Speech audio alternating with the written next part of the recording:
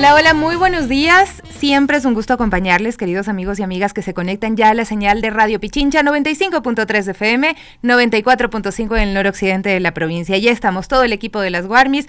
Ustedes me ven por lo pronto, a mí por acá, pero también está la Andreita Lata, está Vitan Bustamante, Coralito también que nos está ayudando el día de hoy, Dianita Dávila y bueno, ya viene Gaby Cruz. Somos un equipo enorme, Ivancito Chuquimarca, bueno, en las calles también le damos seguimiento a las noticias y hacemos lo posible por contarles lo que está pasando en el país y también en el mundo desde el otro relato. Vamos a empezar repasando la pregunta que tenemos el día de hoy, habilitada en nuestra transmisión en Radio Pichincha Multimedia. Pueden responderla ahora mismo, queridos amigas. Al fin es viernes. ¿Está de acuerdo con que se instale una base militar extranjera en Galápagos, como propone Daniel Noboa?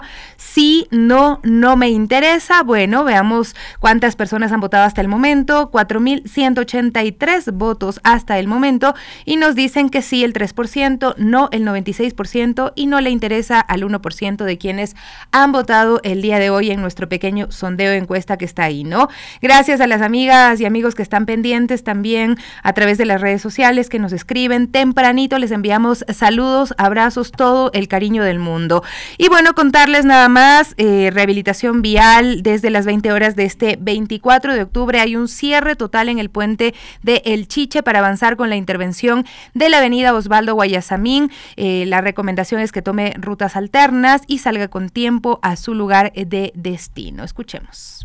Atención, el puente del Chiche se cerrará totalmente durante 15 días para continuar con la rehabilitación de la avenida Osvaldo Guayasamín. Los trabajos iniciarán este viernes 24 de octubre a partir de las 8 de la noche. Este cierre es necesario para construir los accesos que conectan Puembo con el puente y el Arenal Tumbaco, dejando la vía completamente renovada. Durante este periodo, las rutas alternas para la movilidad local serán por la Ruta Viva y las calles internas de la Tola Grande. Trabajaremos sin pausas, incluso en el feriado de noviembre, para aprovechar el clima y culminar lo antes posible. Con esta intervención, la conexión Pifo, Puembo, Tumbaco quedará habilitada. Son 15 días de molestias, pero las mejoras durarán varios años. Tennos paciencia. 3001. Bueno, son los anuncios que queremos darles, anuncios comunitarios aquí en la capital. 9:06. Vamos a hacer un pequeño balance de lo que ha sido el paro nacional, ¿no? Tras poco más de un mes de movilizaciones, el paro nacional convocado por la Confederación de Nacionalidades Indígenas del Ecuador llegó a su fin. La jornada que inició el 22 de septiembre y se extendió durante 35 días, deja un balance marcado por la represión, la criminalización de la protesta y un país profundamente fracturado. Según cifras de la Policía Nacional, hasta la mañana del 23 de octubre se registraron 142 personas detenidas, de ellas 56 fueron liberadas, 48 recibieron medidas sustitutivas y 24 permanecen con prisión preventiva. Además, 2 ciudadanos fueron deportados y uno más tiene una boleta pendiente. Entre los detenidos hay 131 hombres y 11 mujeres. La mayoría son ecuatorianos, pero también hay personas migrantes. 5 venezolanos, 3 colombianos y un argentino y un español. Estos dos últimos fueron deportados en casos realmente escandalosos. Uno de ellos, pues, periodista, hay que decirlo. Entre quienes siguen privados de la libertad están los 12 detenidos de Otavalo, acusados tras los enfrentamientos en el cuartel de policía de esa ciudad. Mientras que el gobierno presentó estas cifras oficiales, la Alianza de Organizaciones por los Derechos Humanos sostiene que los casos de detención suman al menos 205 personas y denuncia más de 370 vulneraciones a los derechos humanos, incluyendo 296 civiles heridos, 15 desaparecidos temporalmente, ¿no? La CONAIE reporta un saldo humano trágico, 3 comuneros fallecidos. Efraín Fuérez de Cotacachi murió por el impacto de una bala disparada por la fuerza pública. José Guamán de Otavalo también falleció por una herida de arma de fuego y Rosa Paqui, comunera de Saraguro, murió por un paro cardiorrespiratorio tras inhalar gases lacrimógenos durante los enfrentamientos del 14 de octubre. En el mismo periodo, pues el gobierno informó que más de 70 miembros de la fuerza pública, entre militares y policías, resultaron heridos. Durante los 35 días de paro, el país vivió 375 cierres viales en 51 cantones de 19 provincias. Las protestas se concentraron en la Sierra Norte y Centro, Imbabura, Pichincha, Carchi, Azuay y Cañar, aunque hubo cierres y marchas también en otras regiones, ¿no? El colectivo Geografía Crítica registró más de 600 acciones acciones de protesta, 399 cierres de vías, 108 marchas, 68 plantones y asambleas, 19 acciones simbólicas, 8 cacerolazos, 4 vigilias y 3 acciones de hecho. Uno de los episodios más polémicos fue el de los llamados convoys humanitarios. Según el Ministerio de Defensa, se trató de operativos para llevar alimentos y medicinas. Sin embargo, organizaciones de derechos humanos denunciaron que en al menos uno de ellos, el 13 de octubre, se reprimió brutalmente a la población, dejando más de 30 heridos y detenidos 4 personas, incluso dentro de los hospitales. Violaciones a los derechos humanos. El paro, que exigía la eliminación del subsidio al diésel, evidenció también la distancia entre el movimiento indígena y el gobierno, el desconocimiento del gobierno sobre el país, básicamente. Los intentos de diálogo en Imbabura no prosperaron y finalmente el presidente de la CONAIE, Marlon Vargas, anunció el cese de las movilizaciones el 22 de octubre, alegando represión estatal y la decisión del Ejecutivo de abrir carreteras por la fuerza, lo cual ponía en grave riesgo a las poblaciones indígenas, habida cuenta de que ya se habían registrado cientos de heridos, muchos de ellos mutilados con problemas de salud ya permanentes, ¿no? Ya con discapacidades que serán permanentes. También señaló la necesidad de que las comunidades se preparen para la campaña por el no en la consulta popular convocada por el presidente Daniel Noboa. Las pérdidas económicas también se pueden contar. En Imbabura, la Cámara de Comercio calcula $70 millones y al menos 20,000 empleos en riesgo, ha dicho. En Carchi, los gremios productivos hablan de 32 millones en pérdidas. El sector florícola, sobre todo en Imbabura y Pichincha, estima $26 millones. Según el propio gobierno, contener el paro costó $755 millones, una cifra 16 veces mayor a los 47 millones que el Estado ahorró en eliminar el subsidio al diésel en este periodo de tiempo. Como respuesta, el Ejecutivo anunció 3 bonos: el bono raíces para pequeños agricultores, el bono de chatarrización para transportistas y una compensación temporal entre $400 y $1,600 mensuales para el sector del transporte durante 6 meses. El paro nacional termina, pero deja heridas abiertas, comunidades afectadas, familias en duelo, procesos judiciales en curso y una creciente desconfianza hacia el gobierno, además del racismo evidente que pues también genera muchísimo daño, ¿no? La CONAIE también parece debilitada internamente y cuestionada por sus bases, ¿no? Enfrenta uno de los momentos más críticos de su historia reciente y pues el Estado ecuatoriano una vez más responde al conflicto social con fuerza, con criminalización entre bonos y promesas. Pues lo que estamos viendo es que queda una pregunta de fondo latente: ¿cuánto más le costará al país ignorar las demandas históricas de sus pueblos y nacionalidades? ¿Cuánto más le costará al país ignorar las demandas históricas de sus pueblos y nacionalidades?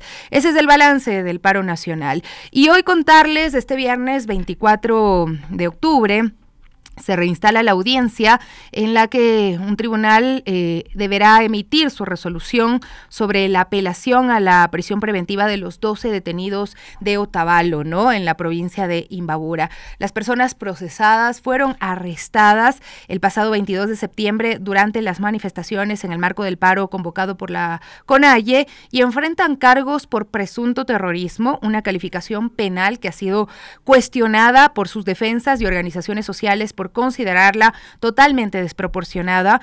La diligencia que se retoma hoy ya debió empezar a las 9 de la mañana, es una continuación de la audiencia realizada el martes 21 en el Complejo Judicial Norte de Quito. En esta sesión, los abogados de 11 de los 12 detenidos solicitaron medidas sustitutivas a la prisión preventiva, argumentando vulneraciones al debido proceso y condiciones de vulnerabilidad de varios de los procesados, entre ellos personas con discapacidad, enfermedades crónicas y responsabilidades familiares, ¿no? Durante la audiencia anterior, el tribunal negó el pedido de diferimiento planteado por la Fiscalía, cuyo representante titular viajó fuera del país, y dio paso a un diálogo intercultural con la participación de dirigentes y autoridades indígenas de Otavalo, ¿no? Este espacio permitió exponer el funcionamiento de la justicia indígena, que privilegia la reinserción comunitaria sobre el encarcelamiento y presentar alternativas colectivas a la prisión preventiva. Tras más de 5 horas de debate, la sala declaró concluida el pasado martes martes la fase de diálogo e indicó que convocaría a una nueva fecha para anunciar su resolución final. Hoy esa decisión será conocida y definirá si las personas detenidas continúan privadas de la libertad o acceden a medidas sustitutivas mientras avanza el proceso judicial. Pero hay un caso en particular. Una de estas personas detenidas es un joven venezolano, un joven migrante. En medio de estas protestas se dio la detención de William Andrés Rojas López, un joven venezolano, padre de una niña de 3 años que pues estaban viviendo acá en el país. Su captura, según testigos y su defensa, fue arbitraria y fuera del lugar de los hechos. Rojas trabajaba en los juegos mecánicos City Aventuras cuando fue aprehendido. Aún así, la fiscalía lo acusó de terrorismo y un juez ordenó su prisión preventiva, sumándolo a una lista de personas procesadas en el marco de las manifestaciones. Hoy William continúa recluido en el Centro de Privación de Libertad Esmeraldas número 2. Recordemos que se han vivido masacres en esta cárcel, en este centro de detención de personas, ¿no? Mientras se enfrenta a una investigación que incluso lo vincula falsamente al Tren de Aragua, ¿no? Una acusación que su defensa califica como estigmatizante y racista, pues no se ha mostrado ninguna evidencia hasta el momento. Su caso lo que sí muestra es la criminalización de la protesta social, por un lado, y también de la migración venezolana, donde la pobreza o el simple hecho pues de estar en el lugar que pareciera equivocado, en un contexto equivocado, pues da cuenta de esto que estamos viendo en este momento, ¿no? Y también se ha dado a conocer qué es lo que está pasando con su hija, que prácticamente se queda desprotegida, ¿no? Y recordemos que también su madre es una joven de apenas 18 años, que está a cargo de una niña de 3 años y que en este momento tiene que dejarla al cuidado de otras personas para poder trabajar, porque se han quedado también sin el sustento. Así es que esto es lo que está pasando, esta es la cruda realidad que se vive en nuestro país, la estigmatización, la criminalización de la protesta y en este caso la afectación directa a la vida de personas que ni siquiera estaban, según sus defensas, en el marco de la protesta, ¿no? En este caso, este joven pues estaba trabajando. Así es que esto es un poco de lo que estamos a la expectativa de que ocurra el día de hoy en esta audiencia, que se dé la resolución. Pero también el día de ayer hubo una gran marcha, vestidos de blanco, portando flores, centenares de comuneros de la Unión de Organizaciones Campesinas Indígenas de Cotacachi y UNORAC y de la Federación Indígena Campesinos de Imbabura Fizi protagonizaron la denominada Marcha por la Dignidad de los Pueblos, ¿no? En homenaje a las víctimas del paro nacional. El punto de concentración fue el partidero de Cotacachi.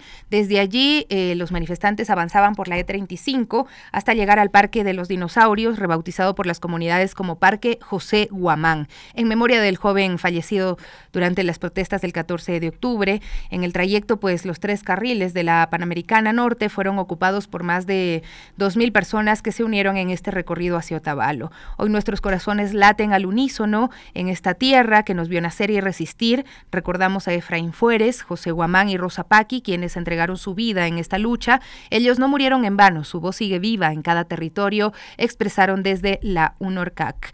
La marcha, definida como un acto de resistencia y memoria, se desarrolló en un ambiente también de solemnidad y de respeto. Sin embargo, lo que empezó como una jornada pacífica terminó marcada por la represión policial. Para variar, testigos denuncian el uso excesivo de la fuerza, gases lacrimógenos lanzados directamente contra quienes participaron en esta jornada. Había familias enteras, niños, personas adultas mayores, a quienes se les ve corriendo desesperadas, sin entender por qué desde la policía. Esa es la respuesta desde los militares y desde el Estado. Esa es la respuesta a una marcha que tenía tintes y un tono totalmente pacífico. No somos terroristas, somos dirigentes que estamos encabezando y acompañando lo que la base decide. Aquí no decide una sola persona. En estos días hemos vivido racismo desde el sector mestizo que se cree superior. Rechazamos esta actitud cuando Otavalo es indígena, mencionó la dirigente de la FICI durante la rueda de prensa que dieron las organizaciones a su llegada al Parque José Guamán en Otavalo. Escuchemos.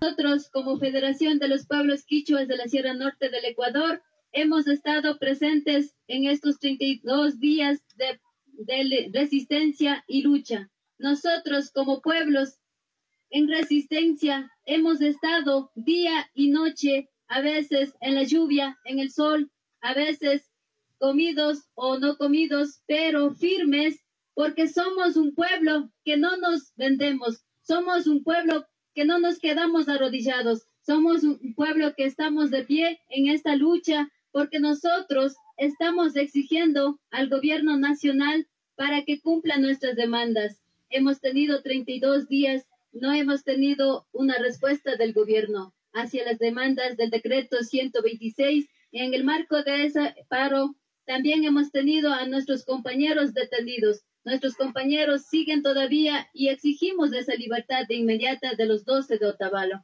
Así también nosotros hemos dicho, tiene que hacerse justicia a nuestro compañero Efraín, a nuestro compañero José Guamán y así también por Rosa Panqui. Son compañeros que han estado en la lucha y resistencia por derecho, por lucha justa y tienen que ser pues respondidos porque hay familia, hay hijos, hay esposas que están quedando en la orfandad. Nosotros como organizaciones no vamos a dejar así nomás, hay que seguir, vamos a seguir unidos también, así como hemos estado hasta el momento. Así también que hemos dicho. Y familiares de José Guamán y de Efraín Fuérez también estuvieron presentes en esta marcha por la dignidad realizada por las comunidades indígenas. No se olviden el nombre de mi padre nunca, mencionó Wendy, la hija de Efraín Fuérez. Escuchemos. Buenas tardes con todos. Mi esposo salió a la lucha y fue asesinado. Deja a mis hijos sin papá. Deja huérfanos a mis hijos. Yo exijo justicia para José Guamán. Que esto no quede en impunidad.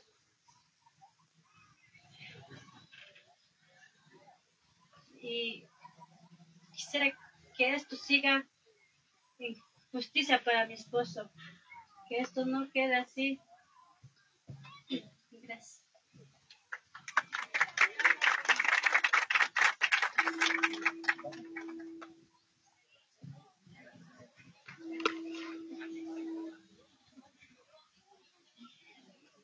Buenas tardes con todos. Mi nombre es Wendy Fuérez, hija de Efraín Fuérez. Hoy mi madre no nos acompaña, tuvo una emergencia en su salud. Pero de mi parte me gustaría agradecerles a cada una de las personas que se encuentran en este lugar. A las personas de otros países que nos han apoyado. Muchísimas gracias a todos y recordarles que Efraín Fuérez, mi padre, no solo era una persona común y corriente, era una persona líder que estuvo para todas las personas en su comunidad, a su alrededor. Les agradezco tanto por todo el acompañamiento que nos han dado. Y no se olviden el nombre de mi padre nunca. También me gustaría recordarles a todas las personas que se creen superiores. Nuevamente les repito, venimos del mismo creador. Aquellos militares, policías, que se han olvidado de dónde provienen. He tenido la oportunidad, cuando estudiaba en Quito, de ver a muchos aspirantes militares y policías. Y he visto que provienen de familias humildes. La mayoría proviene de familias humildes. Y ahora que portan un uniforme, se han olvidado de dónde vienen. Obedecen a un presidente que solo vela por sus intereses económicos. Muchas gracias a todos y Efraín vive. Son muchos puntos sobre los que hay que poner la mirada, ¿no? Y pues también están las infancias. Y para hablar de ellas, de ellos, pues vamos a hablar de los niños y niñas que han sido afectados durante este paro nacional. Vamos a hablar con Sibel Martínez, directora del Grupo Rescate Escolar, defensora de derechos humanos, pues queremos abordar qué pasa con los niños y niñas, de qué forma han sido víctimas de la violencia, de la represión desmedida que se ha visto durante este paro nacional. Sibel, bienvenida, muchas gracias por acompañarnos. Muchísimas gracias, Sofi. Y gracias por tocar este tema, porque creo que los niños, niñas y adolescentes, con esta idea de que están en casa resguardados, algunos, no todos tienen esa suerte, pero quienes están en casa resguardados sentimos que los estamos protegiendo y no es así. A mí me preocupa muchísimo lo que ha sucedido en estas protestas, como las que sucedió en 2022 y 2019, en donde al final del día los niños, que son un grupo de atención prioritaria, que no pueden elegir las condiciones de vida, ¿no?, en las que se desarrollan, y que el Estado debe obligadamente garantizarles una protección especial y reforzada, al final del día vemos cómo son gaseados juntos a sus familiares, algo que no ha sido, digamos, la diferencia en este caso. Yo creo que peor todavía, porque como vimos, el gobierno, las fuerzas del orden entraron directamente a las comunidades, atacaron incluso en la noche, ¿no? Emboscaron en la noche.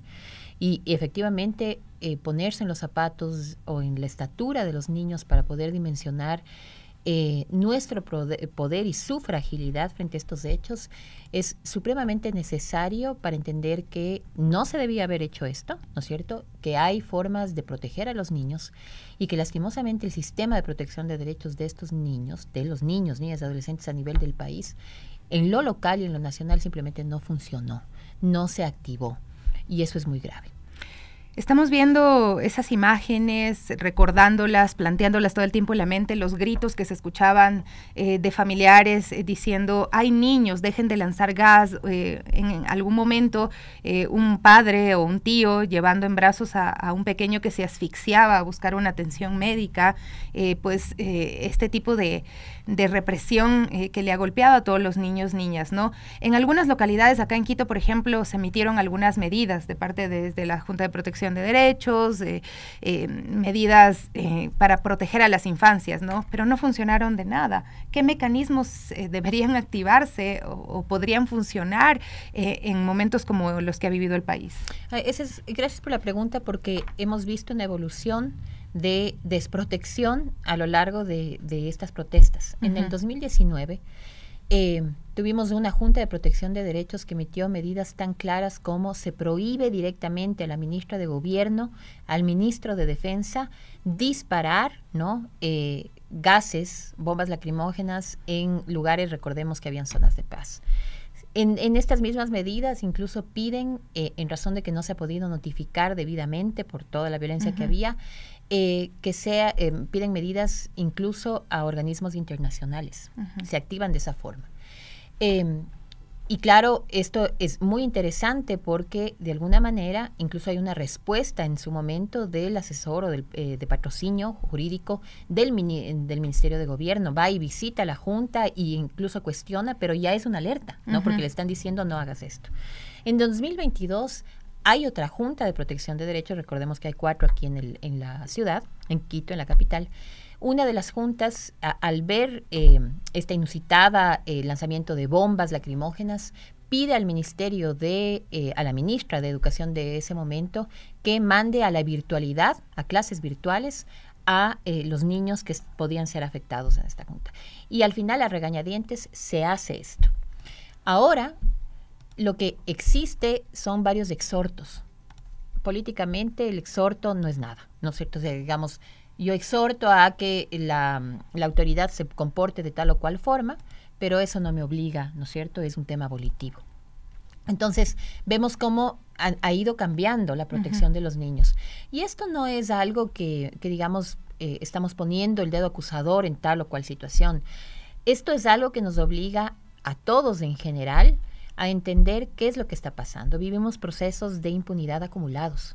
2019, 2022, ahora 2025, en donde primero, las fuerzas del orden estatales se saben impunes, en donde los grupos de atención prioritaria que deberían ser protegidos, y no hablábamos solamente de los niños y niñas adolescentes, hablamos de adultos mayores que se asfixiaron, personas con discapacidad que fueron aprendidos y votados, no uno en particular, en otro lugar, tenía 75% de discapacidad, y lo aprendieron y luego lo dejaron en un parque, en otro lugar en donde él no vive. Y vemos este tipo de vulneraciones y entendemos entonces, primero, que el sistema de protección de derechos parece que es un saludo a la bandera, pero por el otro lado es que nada funciona, parecería ser, ¿no?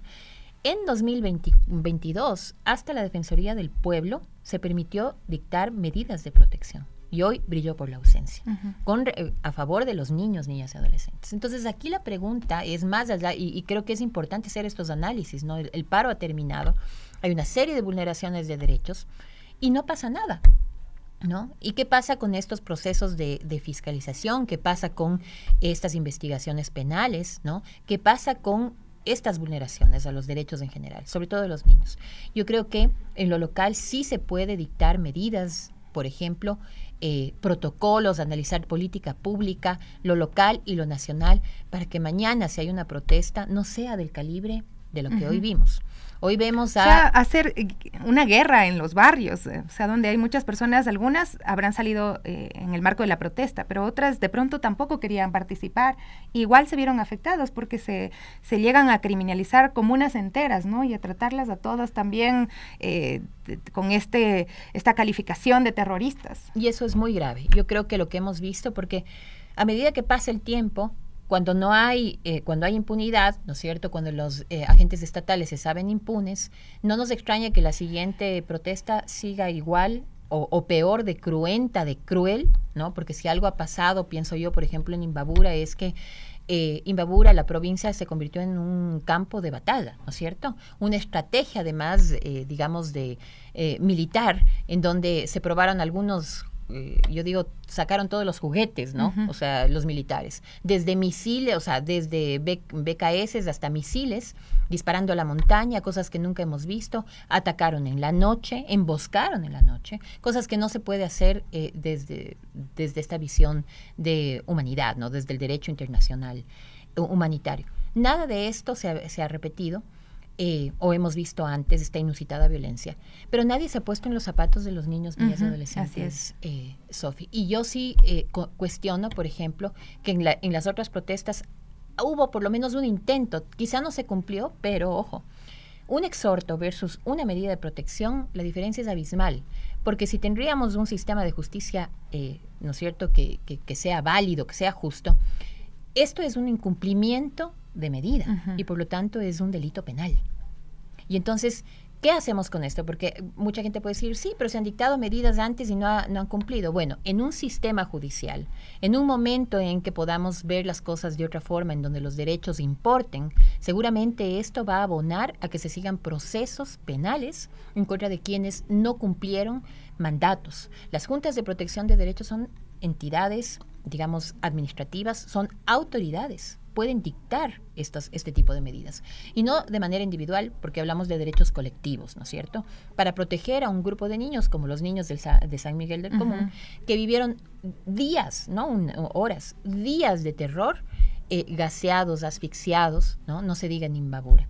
Y entonces, cuando hay esta situación compleja en que los sistemas de protección locales o nacionales no funcionan, todo tipo de vulneración se produce, como se ha producido, porque los gobiernos dejan flancos expuestos para que cualquier tipo de vulneración se produzca, como lo que sucedió en las protestas. ¿Cuáles van a ser las consecuencias de estas agresiones a las comunidades enteras donde están incluidos los niños, niñas, adolescentes?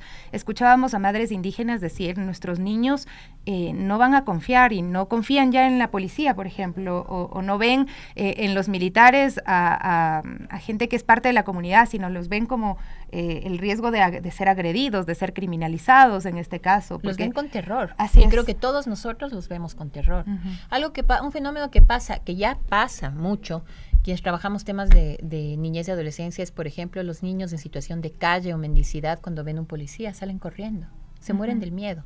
Y lo mismo ahora va a pasar con comunidades enteras, con niños, niñas, adolescentes, en estas comunidades que cuando vean un policía o un militar, lejos de que sea un sinónimo de seguridad, va a ser un sinónimo de miedo, de terror. Y entonces por eso es importante también estos procesos, no dejar las cosas ahí, sino también estos procesos de memoria, estos procesos de reconciliación que no existen, que no han existido en las protestas anteriores, en esta protesta. Y no olvidarnos de algo también. Por eso decía, los niños parecería que están protegidos en sus casas. Los niños están totalmente conectados a aparatos telemáticos y ven esa violencia inusitada, cruel, descarnada, que durante todo este tiempo, un mes, ¿no es cierto?, se ha subido en redes. Y donde además la narrativa, tristemente, es los indígenas son violentos, ¿no?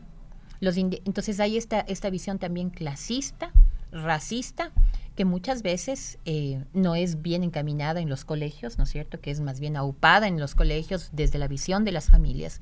Y eso también causa polarización.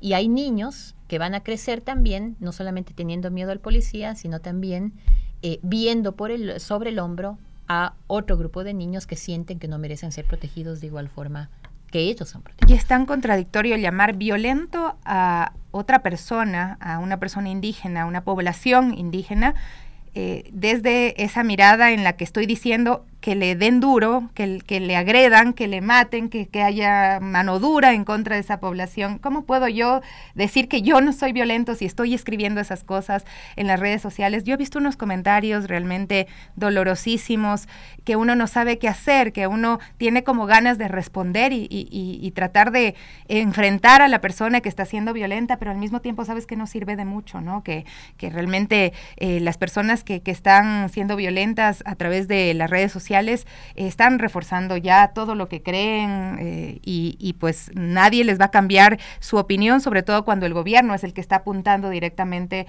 con esa acusación a las comunidades indígenas de nuestro país. Sibel, usted decía que ha cambiado las cosas desde el 2019, 2022, 2025 y precisamente en el 2019 se hizo un informe sobre el paro nacional. En el 2022 no sé si es que se logró hacer una recopilación o algo similar, pero ahora, ¿qué se debe hacer para transparentar precisamente todo lo que ha ocurrido durante este mes de paro? A ver, en el 2019 yo creo que se perdió una oportunidad fundamental para buscar la reconciliación nacional y para digamos, que no quede impune toda la violencia que se sufrió en las protestas del 2019. Se emitió un informe, digo yo, de la Comisión de la Verdad, directamente pedido por una autoridad, que es la Defensoría del Pueblo. Ese documento debía haber sido tratado, fiscalizado. La Fiscalía, porque había recomendaciones, debía hacer investigaciones penales, con transparencia. Eso no sucedió. En el 2022 no se hizo ningún informe, digamos, de este estilo, y son las organizaciones de sociedad civil quienes levantan la información. Quizá con alguna diferencia. En el 2022 la Defensoría del Pueblo estaba activa, ¿no? Participaba, digamos, incluso de ollas comunitarias que se hicieron aquí, estaba pendiente de cuántas personas eran aprendidas, de que no exista vulneración de derechos, y se podía obtener información directamente de la Defensoría. Hoy la Defensoría ha brillado por su ausencia, no sabemos, no ha emitido ningún, como digo, en el 2022, miren ustedes, emitió dictó medidas de protección en favor de los niños. Hoy día no hizo absolutamente nada. ¿Qué nos queda ahora? Confiar en toda esa información tan grande que han levantado las organizaciones de sociedad civil y ojalá que en la Asamblea Nacional fiscalicen como deben. Ahí hay una pugna, estamos viendo, ¿no? La comisión que debería fiscalizar no le están permitiendo hacerlo, y la otra hará una fiscalización light, entre comillas, ¿no es cierto?, lo que le conviene. ¿Qué es lo que sucede en todo esto? Que seguimos arrastrando estos procesos de impunidad acumulada, que degeneran además no solamente en resignación, sino también en desconfianza, en donde la polarización sigue, no hay una reconciliación nacional, y se afecta directamente a la paz social. Entonces, deberíamos tener la madurez suficiente de poner un alto a esto. O sea, ya van 3 protestas en donde además hemos visto ciertos patrones recurrentes, ¿no? Hoy se han visto con mayor claridad, y hay que decirlo, ¿no? Operaciones de falsa banderas, falsos positivos, ¿no? La aprehensión de de ciertas personas en particular. Hay temas graves, ¿no es cierto? O sea, crear en el imaginario social, que eso también es grave, el que unos son los buenos, otros son los malos, los violentos son ellos, no nosotros, ellos y nosotros, ¿no? En estas diferencias, incluso con los niños, ¿no? Por eso decía, hay niños que merecen ser protegidos por el Estado y otros que parecería ser que no. Local y nacional. Por lo tanto, yo creo que es importante que más allá de lo que haya sucedido en el paro, porque esta vez es distinto, no hay una mesa de negociación, no hay un diálogo nacional, se han cerrado las puertas a esto, pero sí debemos obligarnos a sentarnos a reflexionar sobre lo que ha pasado y buscar la reconciliación nacional. Y ahí yo coincido contigo, Sofi, o sea, el primero en hacer estas divisiones es el propio gobierno. Hablar de los otros, ¿no? De los que no son como nosotros, ¿no? De aquellos violentos, cuando hemos visto la arremetida violenta del Estado, ¿no? Cuando hemos visto el dolor de las familias, en el caso de Efraín Fueres, 4 niños en la orfandad, en el caso de José Guamán, 2 niños en la orfandad, 3 niños asfixiados que estaban al borde de la muerte. O sea, no es menor. Si no nos mueve como adultos el dar ejemplo a esos niños, entonces que nos muevan los niños para sentarnos a dialogar. Qué grave, Sibel, de verdad que uno se queda incluso sin saber por dónde avanzar, ¿no? Nadie ha hablado de diálogo porque lo que ha hecho el gobierno nunca fue diálogo y tampoco se ha aprendido de las experiencias anteriores, eso lo decía Nelson Rascos hace unos días, o sea, no se entiende por qué los gobiernos no aprenden que cuando inicia un paro nacional lo que tienen que hacer es dialogar, tienen que entender en inicio, no esperar un mes para decir ganamos el paro, o sea, ponerlo en esa posición como de una victoria y reivindicarlo como una victoria cuando ha sido un mes muy fuerte para el país, un mes que deja fracturas muy notables y que pues tampoco se está hablando de cómo hacemos para lograr esa reconciliación, Sibel. No sé cuál sería el mensaje hoy para los ecuatorianos, más allá del gobierno, porque yo del gobierno no espero nada, pero ¿qué esperar de los ciudadanos? ¿Qué podemos hacer? Hoy hay personas y familias que no pueden sostenerse porque han perdido la persona que era su sustento, porque está con una discapacidad provocada por las agresiones de la policía. Hoy tenemos unos escenarios que realmente duelen y que uno se pone a ver y te sientes impotente, sientes esa desesperanza, sientes ese dolor, que es un dolor social que creo que, bueno, no sé si es que lo sentimos todos, todas, pero por lo menos quienes lo sentimos, ¿qué podemos hacer? Bueno, yo creo que sí tenemos que hacer un análisis, digamos, no puede ser posible que la violencia sea nuestra reserva moral, ¿no? A la que podemos acudir los ecuatorianos de manera individual o colectiva para tramitar nuestros reproches. Pero también creo que quien debe dar ejemplo, sin duda alguna, es el gobierno. El diálogo debería primar por sobre todas estas vulneraciones de derechos. Y efectivamente, frente a este tema, la paz social, el que nosotros de verdad tengamos y busquemos como sociedad esa reconciliación nacional es muy importante independientemente de quién nos esté gobernando, ¿no? Creo que eso es supremamente importante. Hoy, en estas protestas, mal podríamos decir que alguien sale fortalecido. Nadie gana cuando hay 3 muertos, así es, ¿no? Cuando hay heridos por cientos, cuando además se ha implantado una política de miedo, de terror. La gente tiene miedo a hablar, a expresarse. Nadie gana con una situación así. Entonces, esa oposición social que yo creo que sí ha salido, que se pensaba estaba dormida, que hoy se está articulando, que está buscando voz, que incluso está trabajando por el no, por ejemplo, después de esta situación, son voces válidas y no deberían ser desmerecidas. Si el gobierno quisiera hacer un giro de timón, quizá hoy es el momento de sentarse a hablar, el momento de sentarse a buscar puntos comunes y sobre todo buscar esa paz social, ¿no? Que tanto necesitamos los ecuatorianos. Vivir en violencia, es decir, vivimos en caos. Es increíble. Yo no sé si es que es la forma hoy por hoy del gobierno de manejarse, pero es muy desgastante para todos. Así es. Yo creo que en general todos tenemos sentimientos de desolación y una sociedad desolada es una sociedad que, digamos, inactiva, es una sociedad que tal vez ayude a a gobernar de una manera dura o cruda, pero nunca hemos sido nosotros así. Los ecuatorianos somos afables, los ecuatorianos nunca hemos estado tan polarizados, buscando en el otro la culpa, ¿no? El enemigo. Exacto, ese enemigo.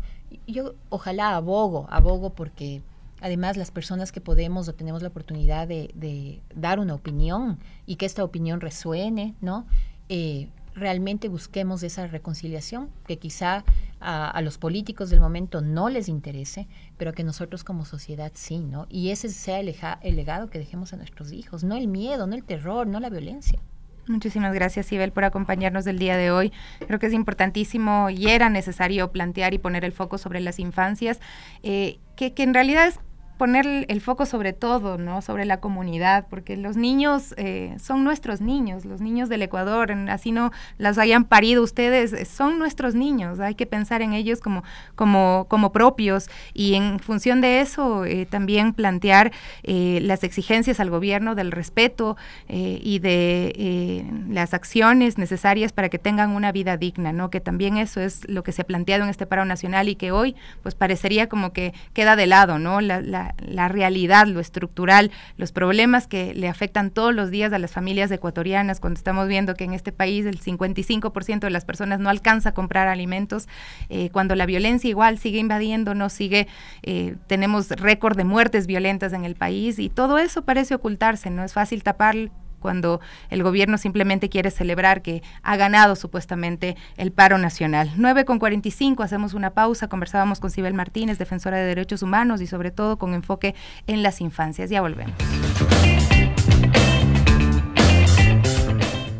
Bueno, estamos ya de vuelta y como ven, muy bien acompañada. Gaby Cruz ya está con nosotros y también nuestra siguiente invitada. Así es, buen día amigos y amigas de las Warmis, de Radio Pichincha, buen día mi Sofi, bueno también ya nuestra invitada, y justo queremos hablar hoy en las Warmis de la fuerza, la lucha, el legado de las mujeres que transforman nuestros territorios. Sofi. Así es, en el marco de lo que será la 5ª edición de las condecoraciones al mérito Dolores Cacuango, pues vamos a conversar con Alexandra Moncada, especialista en políticas públicas, derechos humanos y género, para conocer el sentido de este reconocimiento impulsado por la Prefectura de Pichincha, ¿no? Que busca visibilizar el trabajo de las mujeres y organizaciones que defienden la igualdad, la justicia y la dignidad en nuestro país. Bienvenida, muchas gracias por acompañarnos. Muchas gracias a ustedes dos, qué gusto compartir este espacio, y un saludo cordial a quienes nos escuchan, nos ven. Bueno, bienvenida. Ya son 5 ediciones, pues yo decía, hay mucha gente que está trabajando, muchas mujeres y organizaciones que están trabajando por los derechos de las mujeres, pero son muchos premios que se dan cada año, ¿no? Siguen llegando más propuestas, siguen motivándose a generar estos espacios de lucha por los derechos. Así es, yo quisiera comentarles, las condecoraciones al mérito, ese grado de Dolores Cacuango, nacieron en el 21. Y yo creo que es un gesto simbólico para reconocer a quienes con acciones concretas construyen la igualdad, defienden derechos, enfrentan las violencias desde los distintos territorios de la provincia, ¿no? Este proceso nació precisamente con la idea de reconocer la labor fundamental que realizan las personas, que realizan también las organizaciones sociales y las empresas e instituciones para atender, brindar acompañamiento en el ejercicio de derechos a quienes son víctimas y sobrevivientes de violencia de género, para que ellas tengan acceso a la verdad, a la justicia y la reparación. Pero también reconocemos a quienes promueven los derechos a una vida libre de violencia. Es importante también hacer todo el tema de la prevención de la violencia. Y reconocemos también a instituciones, empresas que desarrollan acciones para transformar prácticas y dinámicas que perpetúan esa violencia contra las personas, contra las mujeres, ¿no?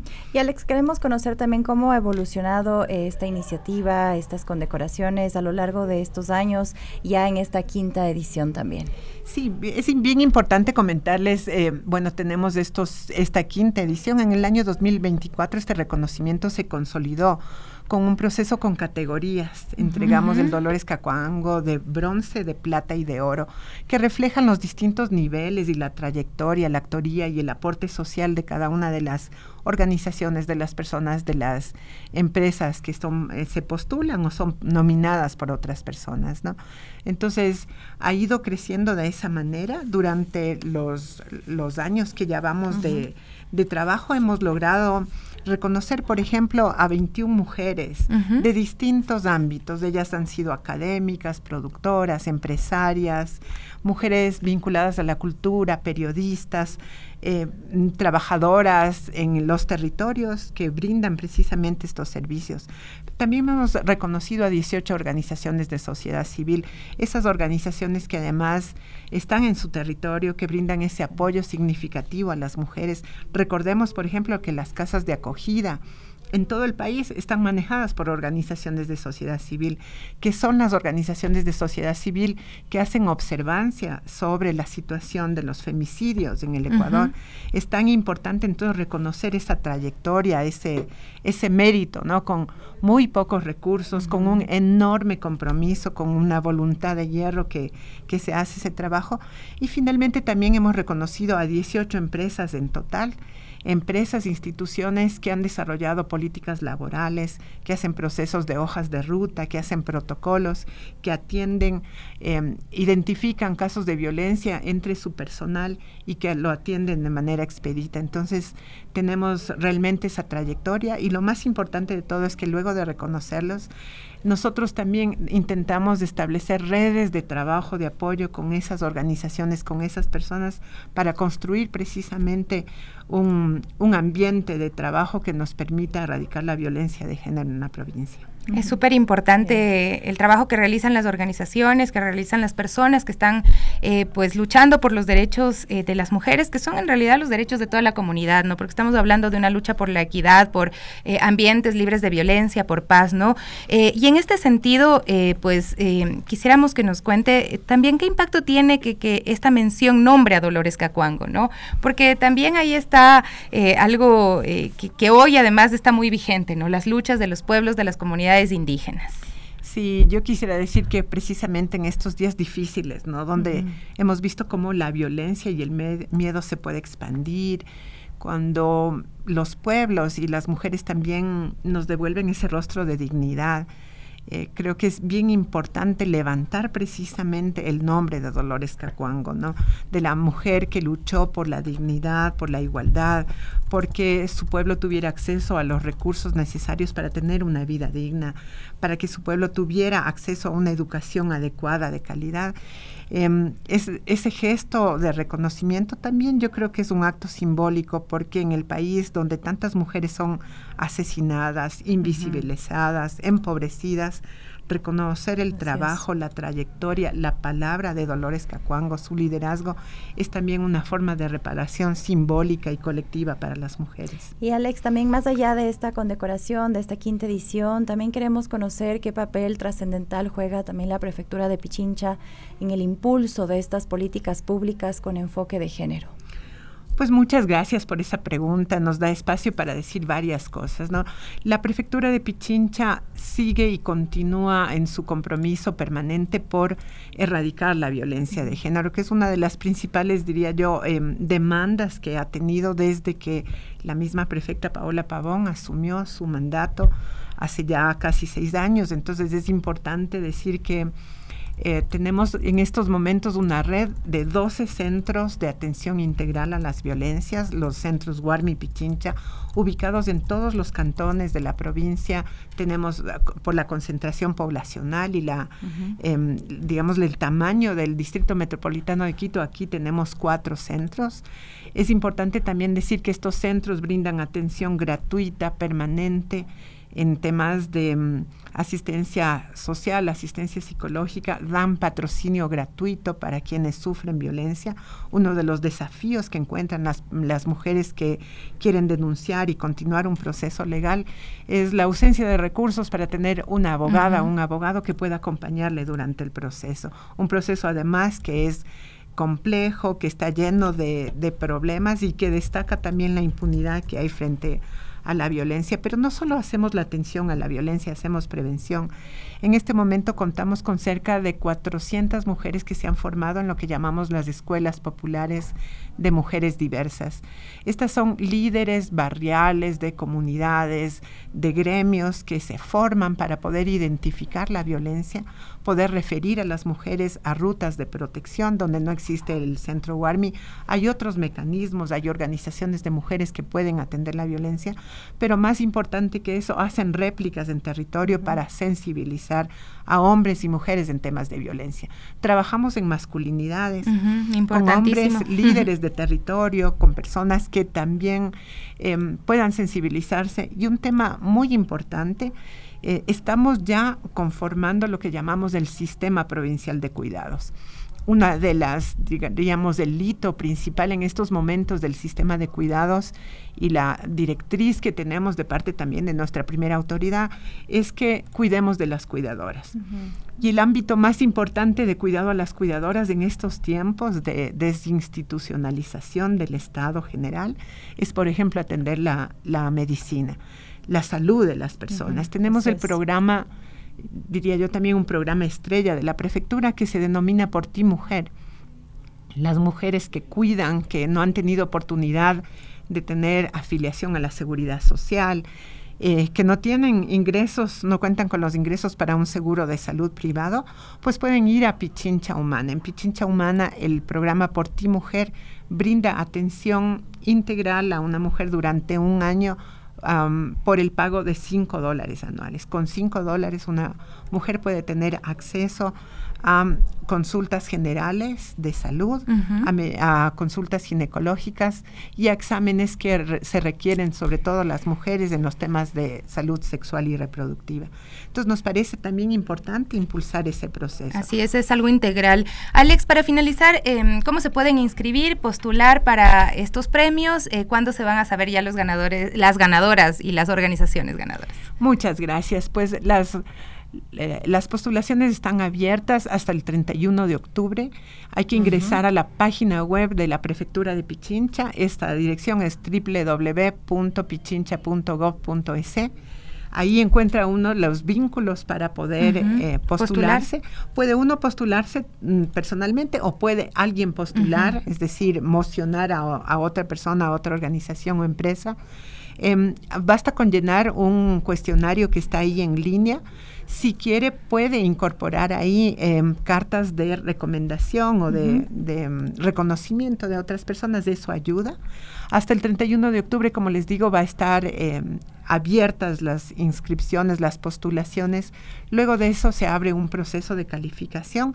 Lo hace una comisión técnica especializada al interno del gobierno provincial y luego esto se pone en consideración de la Cámara Provincial, es decir, la Cámara compuesta por las principales autoridades de los gobiernos parroquiales, municipales y de la provincia, y ellos ratifican, digamos, la entrega de estos premios. Yo quisiera decirles, además de invitar a la ciudadanía en general, que el día 24 de noviembre vamos a tener nuestro acto de conmemoración por el Día Mundial de la No Violencia contra las Mujeres.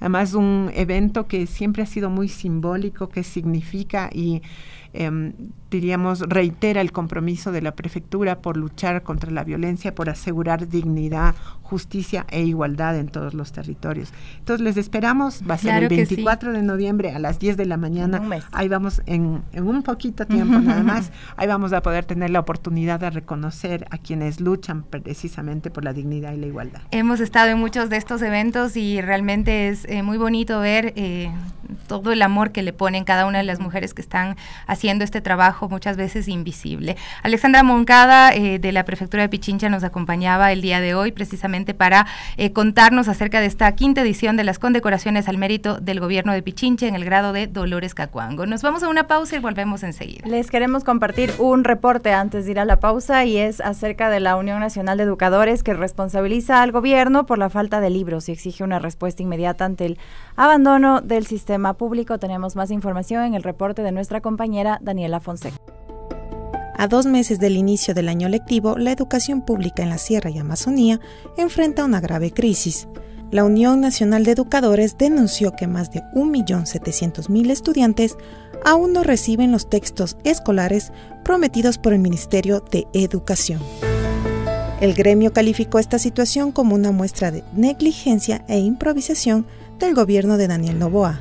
Además, cuestionó las prioridades del Ejecutivo, señalando que mientras se destinan recursos a armamento o se perdonan deudas millonarias, la educación queda relegada.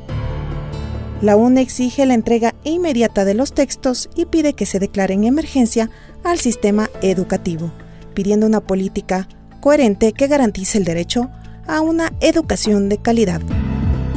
Reportó para las Guarmis, Daniela Fonseca.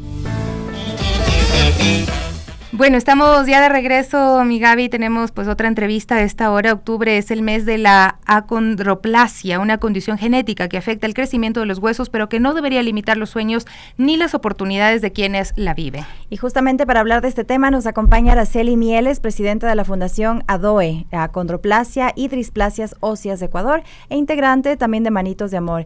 Ella que también ha liderado la lucha desde su espacio y en el Ministerio de Salud y en el IES para que entreguen la medicina necesaria para mejorar la calidad de vida de niños y niñas con esta condición. Araceli, muy buenos días, bienvenida a las Guarmis. Y bueno, queremos conocer qué significa para ustedes este mes, ¿no? Que se ha reconocido como el mes de la acondroplasia, de la lucha contra esta condición, y también conocer cuál es la situación de nuestro país frente también a esta condición. Buenos días, Araceli. Muy buenos días, muchas gracias por el espacio. Bueno, pues justamente este mes para nosotros es muy importante, muy representativo. Si bien es cierto, todos los días del año deberían de tener la misma importancia y deberíamos de visibilizar la condición de las personas de talla baja. Este mes es el mes en el que más campañas, más conciencia incentivamos a las personas a tomar sobre las necesidades que ellos tienen, las dificultades que tienen cada día y la importancia de incluirlos dentro de la vida cotidiana en cualquier ámbito que ellos pueden desempeñarlo sin ningún inconveniente. Y bueno, porque es importante también la exigencia que se hace al Ministerio de Salud, porque ustedes están constantemente, incluso teniendo que realizar procesos de demanda para la provisión de medicamentos. ¿Cuál es la situación que se enfrenta? Correcto, bueno, es muy importante porque si bien es cierto, los niños con acondroplasia, con displasias óseas, ellos no tienen limitaciones en su parte intelectual, pero sí tienen muchas dificultades en la parte física. Porque recordemos, no, al ser de talla baja, no hay nada que esté al acceso de ellos, no está nada adaptado a ellos, la sociedad no está adaptada para ellos tienen que adaptarse a la sociedad cuando no debería de ser así. Entonces, el tema del medicamento es muy importante y nosotros estamos haciendo mucho énfasis en esa parte porque esto va a permitir que los niños puedan mejorar su calidad de vida. Al decir mejorar la calidad de vida, no me refiero únicamente a que crezcan unos centímetros, me refiero a todo completamente el tema que tiene que ver con salud, que sus extremidades puedan crecer, que su respiración pueda mejorar, que sus infecciones auditivas ya no se den con la frecuencia con la que se dan, que puedan dormir tranquilos sin tener que hacer episodios de apneas de sueño, que sus vías respiratorias no tengan las complicaciones tan frecuentes que suelen tener con las gripes o con cualquier virus que se presente en el ambiente, que para ellos puede incluso terminar en una hospitalización porque sus vías respiratorias son muy vulnerables. Entonces, todas estas cosas el medicamento va a poder mejorar en ellos. Si bien es cierto, no es que va a curar la acondroplasia, pero sí va a mejorar la calidad de vida de nuestros niños. Los dolores articulares que son súper fuertes van a ser reducidos y en muchos casos hasta a desaparecer con el medicamento. Y justo lo que comentaba también Sofi, queríamos conocer es acerca de la provisión de medicamentos, si es que están teniendo respuesta desde el sistema de salud pública y qué medidas ustedes han debido adoptar para obtener estos medicamentos. Bueno, de momento no tenemos respuestas, seguimos sin respuestas. Sabemos que la situación actualmente que atraviesa el país no es la mejor, sin embargo también consideramos que la atención para los niños con enfermedades raras, porque la acondroplasia es una enfermedad rara también, debe de ser prioridad. Sin embargo, no hemos tenido todavía respuesta. se han realizado y algunos papitos han realizado medidas de acción de protección, tienen orden de compra, pero aún así todavía no se puede dotar el medicamento para los niños que han ganado esta acción de protección. Es gravísimo. ¿Cómo puede la ciudadanía sumarse y apoyar la lucha por la medicina, por la inclusión de los niños y niñas que tienen esta condición? Bueno, la parte más importante aquí es que todos unamos voces, unamos esfuerzos, llegar a las autoridades y demostrar la importancia del medicamento en los niños. Sabemos que es un medicamento que no está accesible en el país, que no es un medicamento de venta libre, que tiene que ser por el Estado para poderlo adquirir. Entonces, nosotros en ese punto no podemos hacer más que levantar nuestras voces, que pedir a las autoridades que por favor intervengan, que es muy importante, que los niños no tienen todo el tiempo para poder recibir el tratamiento, porque recordemos que el medicamento solamente puede ser administrado en los niños para que tenga efecto mientras sus placas de desarrollo óseo permanezcan abiertas.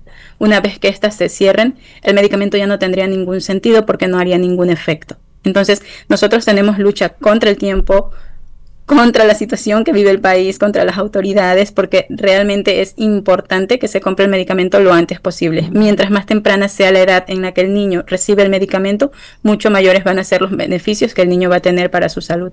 Muchísimas gracias, Araceli Mieles, presidenta de la Fundación ADOE, también integrante de Manitos de Amor, con quien hablábamos acerca de la calidad de vida de niños y niñas con acondroplasia en nuestro país y bueno, también la situación real en la que viven, ¿no? Y sus familias también, y el acceso a tratamientos y a medicinas. Muchas gracias, Araceli. Un abrazo, claro que Araceli. Sí, mi estimada. Bueno, me quiero tomar unos minutos también para indicarles que justamente en el marco del Día Mundial de las Personas de Talla Baja, que es ya el día 25 de octubre, estamos organizando un evento en la ciudad de Quito, en el auditorio del Museo Interactivo de Ciencias, hacer la invitación a la ciudadanía para que pueda asistir y que pueda compartir un poquito con nuestros niños, ver la realidad de ellos y sensibilizarse con esta campaña que nosotros hemos denominado Yo Visto de Verde, para visibilizar la condición de las personas de talla baja. Un abrazo fuerte, Araceli. Pues bueno, ella nos hablaba de que sí, la situación a nivel nacional es compleja en temas de salud, y precisamente el Hospital Docente de Calderón va a dejar de contar con el servicio de limpieza desde el 28 de octubre. La deuda con la empresa proveedora del servicio asciende a 1.9 millones de dólares. Tenemos este reporte.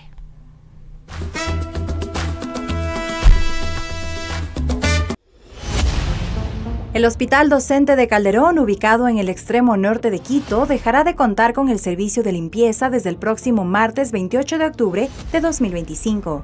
Mediante un oficio enviado el 22 de octubre a la gerenta de la Casa de Salud, Doris Ortiz, la empresa Limpiecito advierte que es imposible sostener el servicio debido a la deuda de más de 1,9 millones de dólares que mantiene el Estado, a causa de los últimos 8 meses impagos. El representante de Limpiecito señaló que desde marzo de este año le ha tocado asumir préstamos para pagar a proveedores, así como para cumplir con los 190 colaboradores que están en el Hospital de Calderón y que han recibido sus salarios hasta agosto. Septiembre y octubre ya no tenemos cómo pagar, por eso estamos saliendo, agregó. La empresa indicó que los directivos de la Casa de Salud le ofrecieron pagarle el valor de un mes, a fin de que se quede hasta diciembre de 2025. Sin embargo, esta propuesta fue rechazada. Además, el representante legal mencionó que durante todo este tiempo se han realizado gestiones con los gerentes, cosa que también se volvió una labor titánica, porque se cambia de autoridades de manera permanente. Desde junio hasta la fecha han pasado 4 gerentes. La solución no es votar gerentes porque hasta que llegue uno nuevo y aprenda es difícil, y cuando ya aprende lo votan, lamenta. Cabe destacar que la empresa no solo se encarga de la limpieza, sino también de la lavandería, mensajería y jardinería del Hospital Docente de Calderón. La Casa de Salud, a diferencia de otros hospitales como el Eugenio Espejo, por ejemplo, no cuenta con personal auxiliar propio que realice estas tareas, por lo que la salida de la empresa impactará fuertemente la atención. ¿Qué implica que un hospital se quede sin servicio de limpieza? El médico y genetista César Pazimiño subrayó que la limpieza es clave para los hospitales, pues caso contrario se puede generar una contaminación por los fluidos corporales como los vómitos, la orina, las heces fecales, la sangre y otros que no son retirados. Esto puede traer un problema gravísimo en relación al riesgo de pacientes hospitalizados que pueden contraer enfermedades nuevas. Puede acarrear una tragedia, alertó. Para Paz y Miño existiría un intento por desprestigiar el sistema de salud público, pues no solo se trata del servicio de limpieza, sino también de la falta de medicamentos. Se está estrangulando al sistema para que tenga una crisis. Se dijo que ya existe un 70% de abastecimiento, pero en el otro 30% están los medicamentos clave para enfermedades como el cáncer, puntualizó. En ese sentido, el especialista reprochó que en algunos hospitales se esté derivando el tema de la limpieza a personal que no es contratado para aquello y que desconoce de esta labor, como son las auxiliares de enfermería. Es una irresponsabilidad que exista esta problemática en los hospitales, reiteró. Con nota de Diana Dávila, reportó para las Guarmis Gabriela Cruz. Tema del día.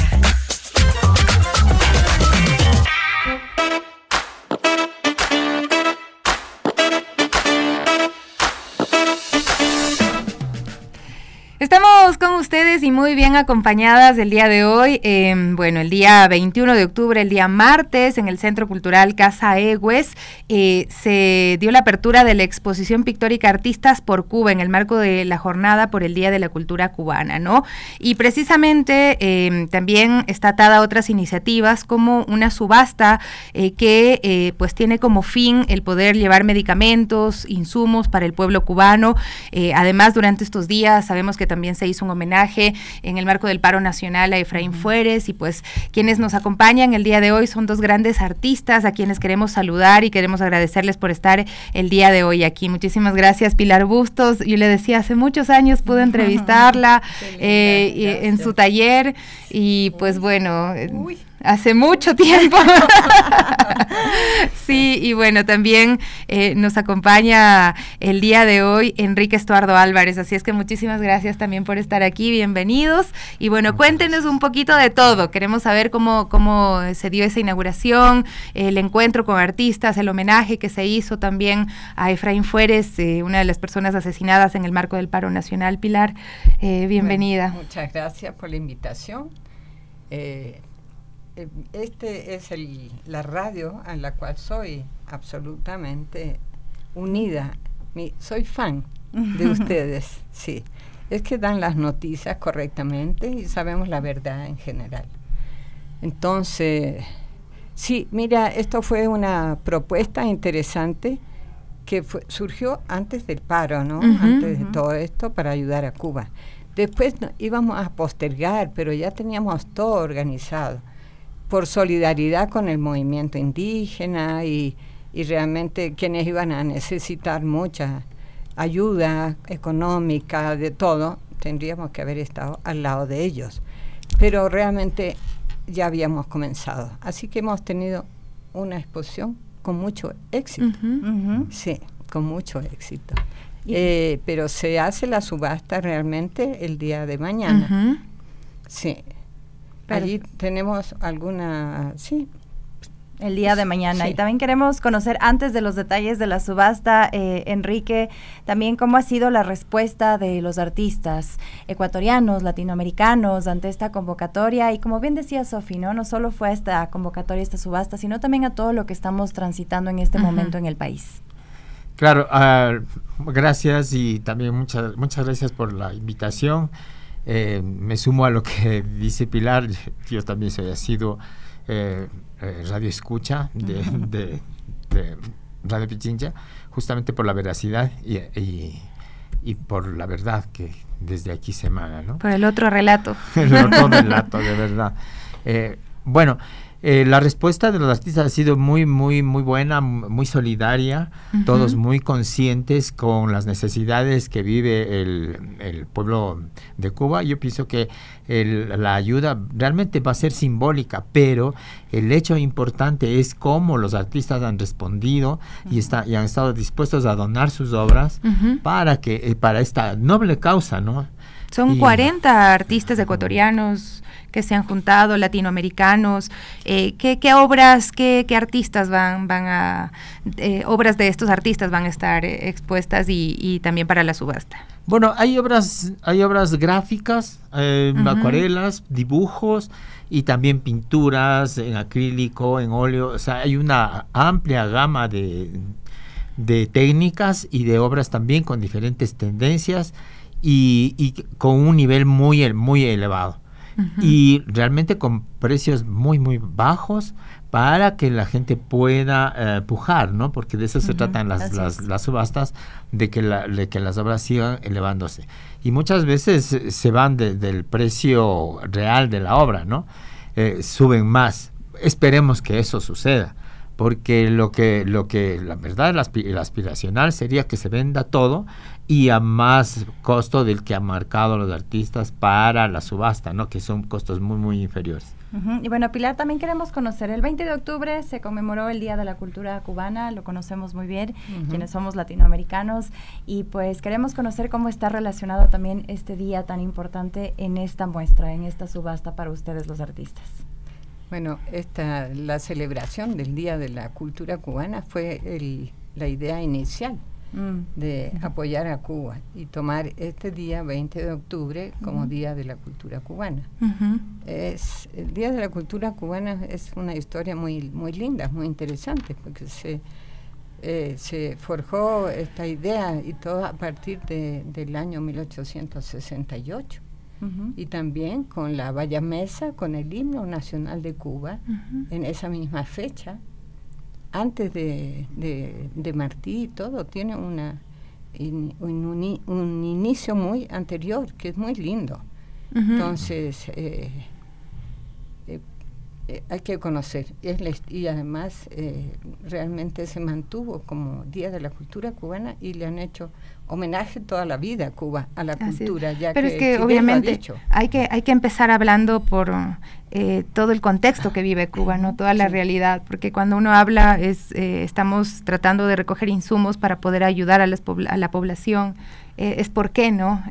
Los bloqueos, los ataques, la arremetida que ha habido contra el pueblo cubano, no solo contra sus gobiernos, sino contra el pueblo. ¿Qué es lo que ustedes han vivido? Y pues, digamos, hay que hablar de esto, sin duda. Bueno, yo realmente estudié en Cuba, tengo mucho agradecimiento a Cuba. Nosotros como familia llegamos a Cuba porque mi padrastro fue embajador en Cuba. Y mi madre se enamora de la alfabetización, porque llegamos justo el año de la alfabetización, y nos mandó a alfabetizar enseguida, desde la embajada, a Isabel Bustos, mi hermana, que es menor que yo, y a mí. Entonces realmente es un agradecimiento. Estudié allí, allá me operaron del seno con cáncer también. Y soy siempre muy agradecida. Estudié en la Escuela Nacional de Arte, aparte de alfabetizar, que alfabetizamos, que fue muy lindo, yo con 14 o 15 años, mi hermana 13, y después hicimos muchas cosas, como recoger café, como todo lo demás.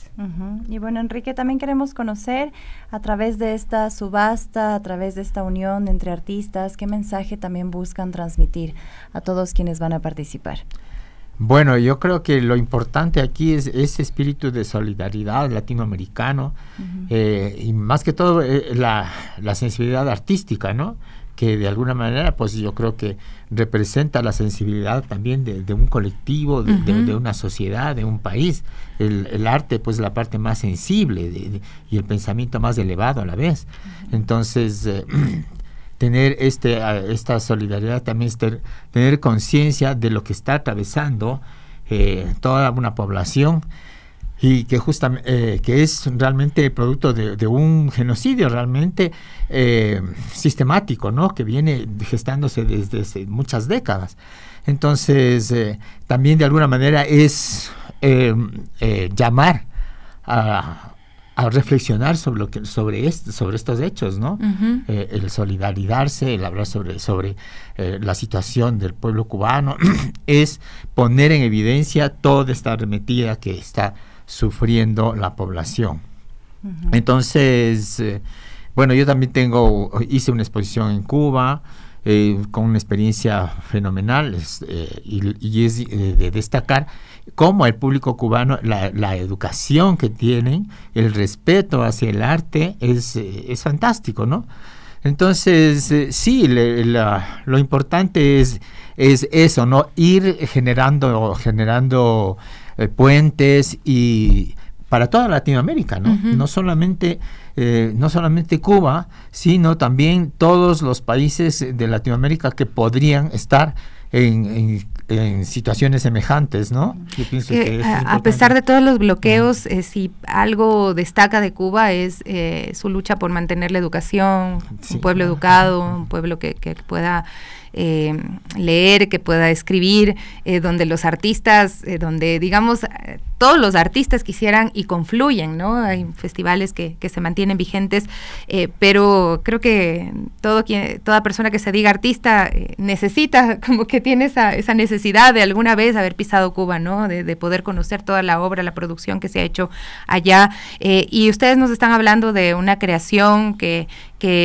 enmarca valores de hermandad, de resistencia cultural, ¿no? Y pues eso está muy vigente además a día de hoy, pensando en el contexto al cual nos remitimos en el Ecuador, la resistencia desde la cultura también. ¿Cómo se plantea, Pilar? Bueno, yo pienso que la mayoría de los artistas son muy sensibles y están apoyando la rebeldía del pueblo, porque hay que estar con el pueblo. De todas maneras, tiene mucha conciencia. Subir el valor del diésel y de la gasolina fue lo único que le dijeron al presidente: por favor, no suba. Y así comienza. Entonces, hay que estar con el pueblo. Entonces, los artistas en general somos sensibles y solidarios.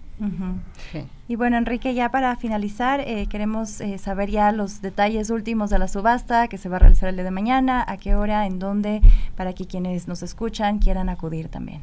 Bueno, la subasta va a empezar desde las 11 de la mañana en la Casa Ewes, y tenían estos días a la gente que pudo visitar la exposición, se les ha hecho invitación también para que vayan estos días otras personas y que puedan ya elegir las obras que podrían gustar, eso, y tenían la oportunidad, yo creo que hasta ahora tiene la oportunidad de separar, de reservar la obra con un pequeño porcentaje, ¿no? Y ya podrían tal vez ya hacerse de la obra, ¿no? Antes de que entre en subasta. Y bueno, ahí tenemos el subastador ya, el martillador, que va a estar mañana, es Wilson Ruiz, ¿no? Entonces, bueno, todo está listo y esperemos que se venda todo, es nuestra aspiración. Así es, Juan Larrea, N1676 y Río de Janeiro, ¿no? Ahí está Casa Ewes, la exhibición está ahí del 21 al 25 de octubre y la subasta será el día de mañana. Pueden ir temprano, pues por supuesto, si es que tienen la intención de hacerlo, y se van a encontrar seguramente con los artistas, ¿no? ¿Van a estar ahí? Sí, esa sería la idea, ¿no? Que todos los artistas... Desde la mañana se abre la subasta. Perfecto. Bueno, muchísimas gracias. Pero va a estar transmitida, se va a transmitir va a estar en redes. ¿Cómo se va a hacer? ¿Cómo? En redes. Ahí nos tienen que comentar si es que se va a transmitir en redes también, para poder avisar al público y que también le siga. Sí, muy bien. Sí. Bueno, tengo entendido de que pueden también estar en línea y subastar obras. Bueno, esto también se hace junto a CEPAS, así es que también un abrazo a quienes forman parte de CEPAS. Nosotros nos despedimos ya junto a Pilar Bustos, junto a Enrique Estuardo Álvarez, y queremos enviarles un abrazo muy fuerte, y la invitación está hecha para que el día de mañana vayan a la subasta y a disfrutar también de la exposición de artistas latinoamericanos, de artistas ecuatorianos por Cuba. Un abrazo fuerte, un buen fin de semana. Chao. Gracias.